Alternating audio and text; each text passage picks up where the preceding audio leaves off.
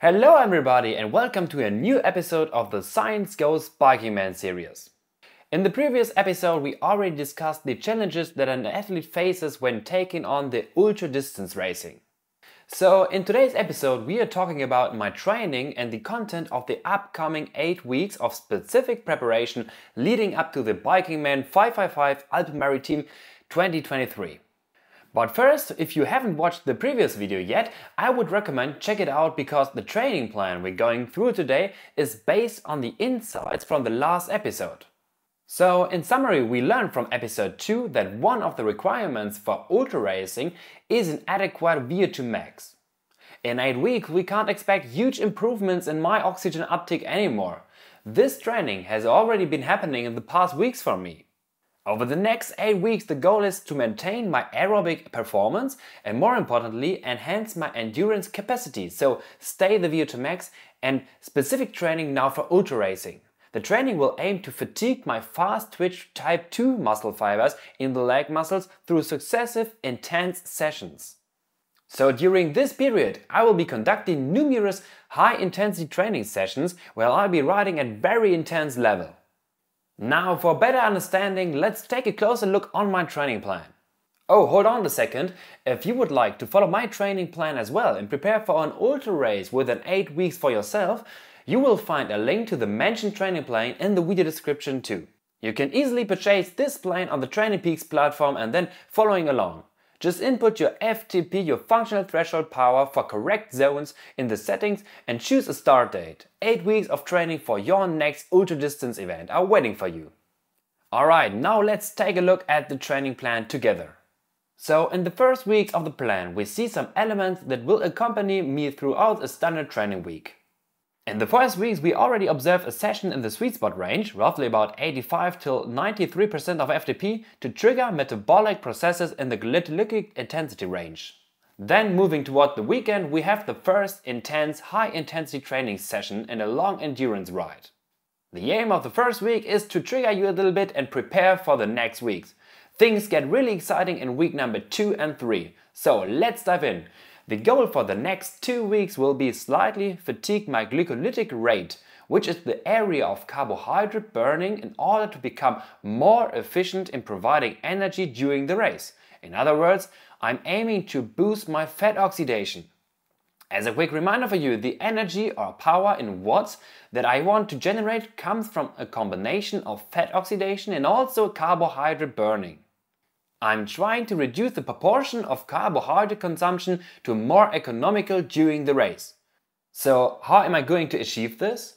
For the next 2 weeks I will be performing intense sessions in the high intensity training range. Within these key sessions I'll be alternating between 30 seconds of high intense efforts and 30 seconds of rest, or another version, 40 seconds of high intense efforts and 20 seconds of rest, repeating this cycle like 10 times and sometimes like 3 times or even 4 times per set in the training session. So the next 2 weeks are all about brief periods of high intensity followed by an active recovery phase. These 2 weeks will be very intense and I should ensure that I maintain the correct intensity and also provide sufficient carbohydrate in my diet both on and off the bike.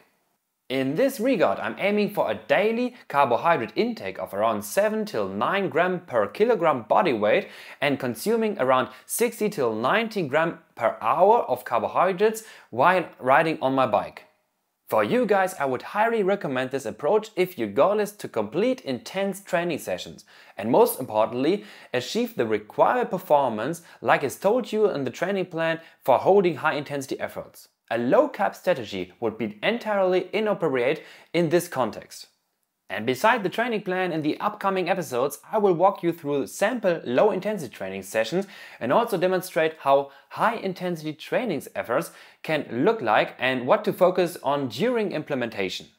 So for you guys, definitely stay tuned for the SCYENCE X Bikingman series. Alright, let's take a look again at the training plan. After the 2 intense weeks, it's time for a recovery phase. Even though we have a manageable training duration of 13 hours per week, we've subjected the body to a significant training load in week 2 and 3. This means I need to give my body some rest now. This means I won't completely skip training, but I continue with a sufficient load to keep the body system working and ready for intense sessions in the week following the recovery week. A good guideline here is to aim for about 60% of the training volume from the previous week. So even during the recovery week, I'll need around 9 hours of training volume and also include an intense high-intensity training session to prevent a drastic loss in VO2 max.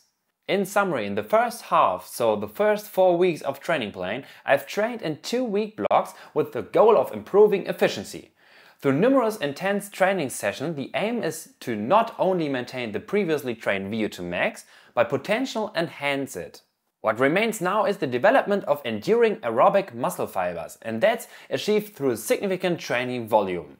Over the next 3 weeks, I am looking at weekly volumes of 15 hours, 70 hours and even 18 hours per week. We can nicely integrate the high volume training in week 5 with a testing training session, so a race-paced testing session where I combine train with my race strategy or my Bikingman race setup. So let's take a closer look in week 5. Week 5 starts with a sweet spot session, followed by a mixed session that will train my fatigue resistance. After that, it comes a recovery day, followed by a high-intensity training session.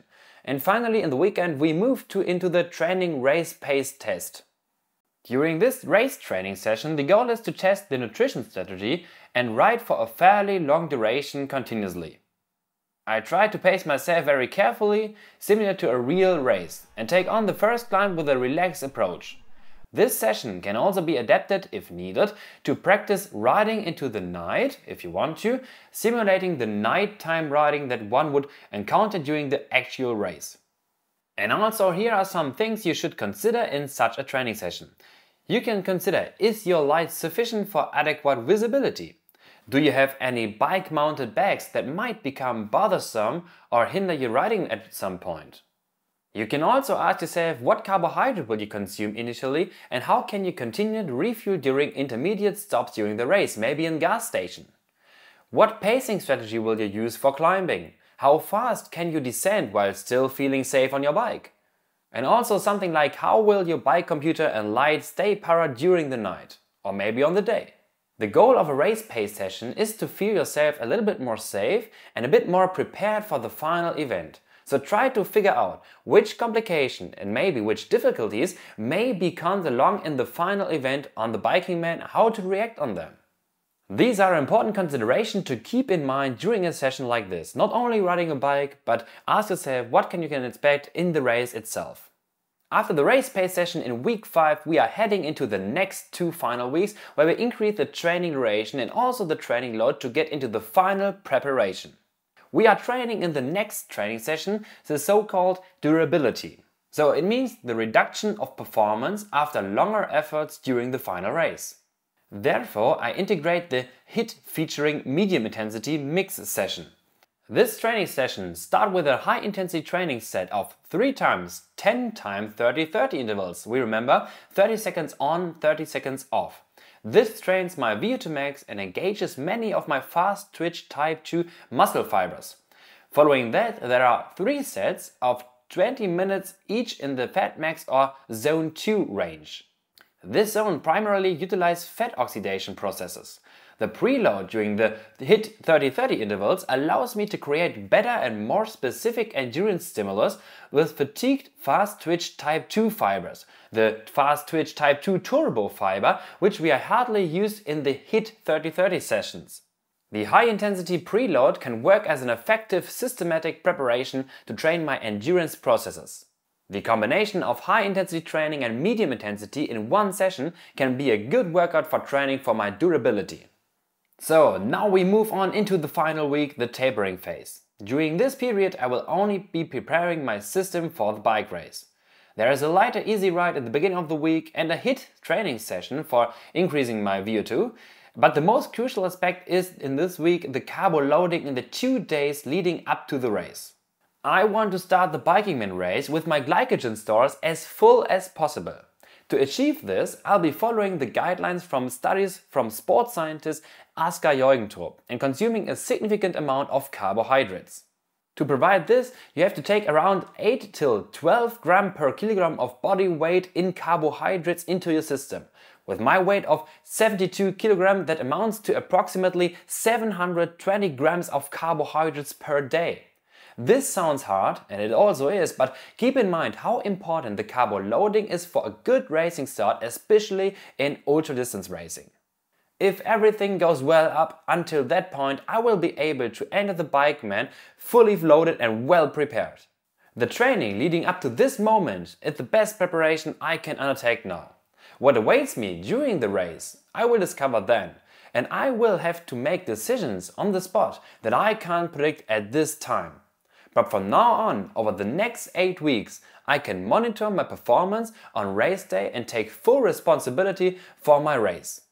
So I try to fulfill my training as clean as possible for the best preparation for my race. So guys, I hope you enjoyed the video. If you have any questions about the project, feel free to ask them into the comments, and I'll do my best to assist you with your own projects if needed. So if you like the video, then give him a thumbs up. If you want to follow the training plan, you can find all the information in the description under the video below. See you in the upcoming videos as we explore what to consider during low intensity training session and also intense high intensity training sessions. So stay tuned and I'll see you next time. Your science crew, all the best.